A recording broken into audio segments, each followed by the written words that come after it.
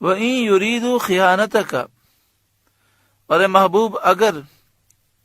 وہ آپ سے دغا چاہیں گے، خیانت کرنا چاہیں گے، فَقَدْ خَانُوا اللَّهَ مِن قَبْلُ، تو اس سے پہلے اللہ ہی کی خیانت کر چکے ہیں، فَأَمْكَنَ مِنْهُمْ، جس پر اس نے اتنے آپ کے قابو میں دے دیے، واللہ علیم حکیم، اور اللہ جاننے والا حکمت والا ہے۔ یہاں پر یہ فرمایا گیا کہ اگر یہ لوگ جو مسلمان ہوئے ہیں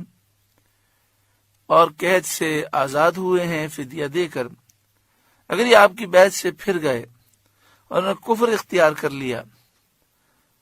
تو جیسا وہ منظر بدر شریف میں دیکھ چکے ہیں کہ قتل ہوئے، گرفتار ہوئے، آئندہ بھی اگر ان کے اتوار وہی رہے تو انہیں اسی کا امیدوار رہنا چاہیے۔ جب نبی اکرم صلی اللہ علیہ وآلہ وسلم کے پاس بحرین کا مال آیا جس کی مقدار 80,000 تھی، تو حضور صلی اللہ علیہ وآلہ وسلم نے نماز ظہر کے لیے وضو کیا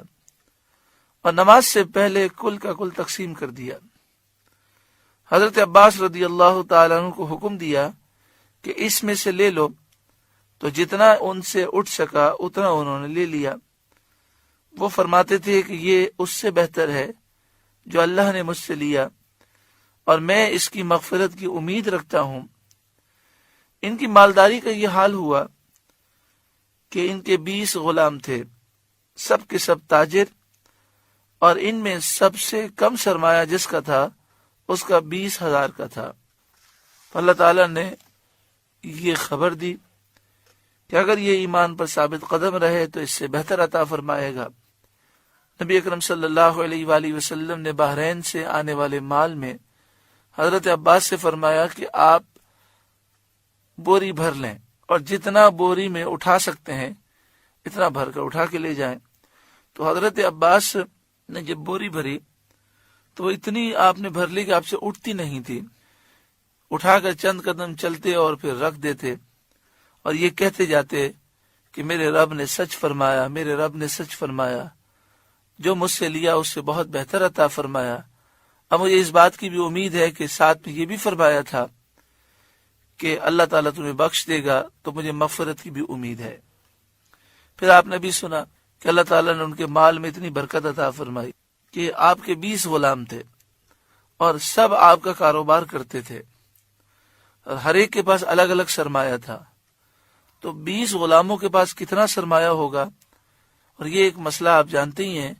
کہ غلام بھی آقا کا ہوتا ہے، غلام کا مال بھی آقا کا ہوتا ہے۔ تو یہ 20 غلام آپ کے یہ تاجر تھے اور ان کے پاس آپ کا سرمایہ تھا جو وہ تجارت کرتے تھے، اس میں سے جو کم سرمایہ جس کا تھا وہ 20,000 کا تھا۔ تو آپ سوچیں 20 غلاموں کے پاس کتنا سرمایہ ہوگا اور خود حضرت عباس کے پاس کتنا مال ہوگا۔ جو شخص اللہ رب العالمین کی بارگاہ میں اخلاص کے ساتھ جھک جاتا ہے اور تقوی اور پرہیزگاری اختیار کرتا ہے، اس کی دنیا بھی سنور جاتی ہے اور آخرت بھی سنور جاتی ہے۔ ان الذین آمنوا، بے شک وہ لوگ جو ایمان لائے، وہاجروا، اور اللہ کے لیے گھر بار انہوں نے چھوڑے، وجاہدوا باموالہم وانفسہم فی سبیل اللہ، اور اللہ کی راہ میں اپنے مالوں اور جانوں سے لڑے، والذین آووا ونصروا، اور وہ جنہوں نے جگہ دی اور مدد کی، اولئک بعضهم اولیاء بعض، وہ ایک دوسرے کے وارث ہیں۔ یہاں پر جن مہاجرین کا ذکر ہے، وہاجروا، جنہوں نے ہجرت کی، اس سے مراد مہاجرین اولین ہیں جنہوں نے مکہ شریف سے حبشہ ہجرت کی اور پھر حبشہ سے مدینہ شریف آئے، اور وہ مہاجرین جو مکہ شریف سے مدینہ شریف گئے صلح حدیبیہ سے پہلے، انہیں مہاجرین اولین کہتے ہیں۔ تو یہاں مہاجرین اولین کا ذکر ہے۔ اور یہ جو فرمایا والذین آووا ونصروا، وہ جنہوں نے جگہ دی اور مدد کی، اس سے مراد وہ ہیں جنہوں نے مسلمانوں کی مدد کی اور انہیں اپنے مکانوں میں ٹھہرایا، یہ انصار ہیں۔ انصار کو اللہ تعالیٰ نے بڑا مقام و مرتبہ عطا فرمایا۔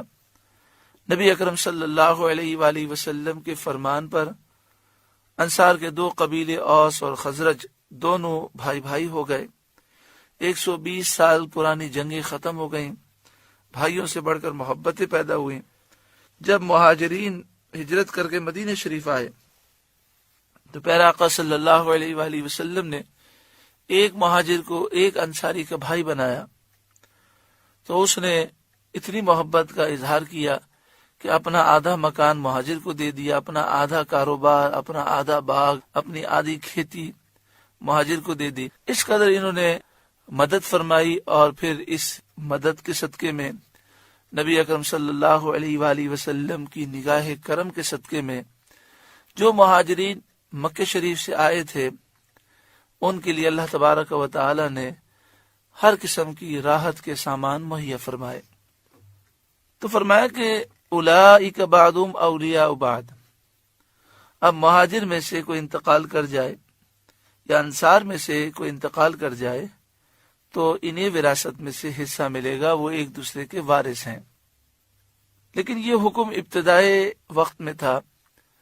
یہ حکم شروع میں تھا، لیکن جب کچھ وقت گزر گیا تو پھر وراثت کے احکام بیان کر دیے گئے، اور یہ فرمایا گیا کہ مہاجر اور انصار ایک دوسرے کے اب وارث نہیں ہیں۔ والذین آمنوا ولم یہاجروا، اور وہ جو ایمان لائے اور ہجرت نہ کی اور مکہ مکرمہ ہی میں مقیم رہے، ما لکم من ولایتہم من شیء حتی یہاجروا، تمہیں ان کا ترکہ کچھ نہیں پہنچتا جب تک ہجرت نہ کریں۔ یعنی جو مسلمان مکہ شریف میں ہیں انہوں نے ہجرت نہیں کی تو ان کے اور مدینہ شریف کے مسلمانوں کے درمیان وراثت جاری نہ ہوگی جب تک وہ ہجرت نہ کریں۔ وَإِنِ اسْتَنصَرُوكُمْ فِي الدِّينِ فَعَلَيْكُمُ النَّصْرُ، اور اگر وہ دین میں تم سے مدد چاہیں تو تم پر مدد دینا واجب ہے۔ یعنی مکہ شریف میں جو مومنین ہیں جنہوں نے بھی ہجرت نہیں کی تو ان کے اور مدینہ شریف کے مسلمانوں کے درمیان وراثت جاری نہ ہوگی، یعنی وراثت میں سے انہیں حصہ نہیں ملے گا۔ لیکن اگر مکہ شریف میں مقیم مسلمانوں کو ضرورت پڑے مدد کی تو انصار پر اور دیگر مہاجرین پر لازم ہے کہ وہ دین کے معاملات میں ان کی مدد کریں اپنی طاقت کے مطابق۔ الا علی قوم بینکم و بینہم میثاق، مگر ایسی قوم پر کہ تم میں ان میں معاہدہ ہے۔ یعنی یہ مسلمان جو مکے میں ہیں تم سے مدد مانگیں اس قوم کے خلاف جس قوم سے تم معاہدہ کر چکے ہو، تو تم اپنے معاہدے کی پاسداری کرو گے اور اس قوم پر حملہ نہیں کرو گے۔ واللہ بما تعملون بصیر،